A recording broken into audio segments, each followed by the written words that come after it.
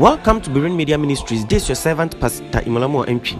Today's devotion is entitled Service in Holiness. God said, "Do not come any closer. Take off your sandals, because you are standing on holy ground." Exodus 3:5. Moses at the burning bush was directed to put off his sandals, for the ground whereon he stood was holy. Thus was constantly taught the lesson that all defilement must be put away from those who would approach into the presence of God.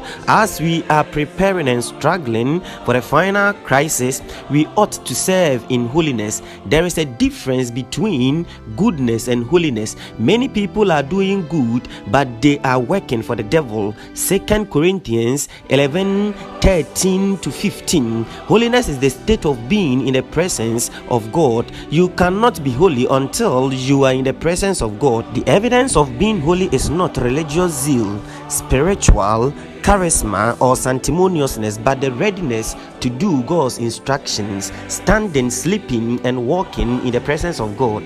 The closer you feel Him, the more you tremble, the holier you become. An example of this is the Apostle Paul in Acts 9:1-5. After his encounter with God, he started moving in God's presence and regarded himself as the chief of sinners. 1 Timothy 1:15. Moses had fought in favor of his own people, but God instructed him to be holy before he can walk with him. Holiness engenders trembling and humility. We stand at the foot of the cross to receive light for its own reflection to the world. We can never be light but the reflectors of light. As we move from God's presence, His light fades from us. Disconnected service strives to win or succeed.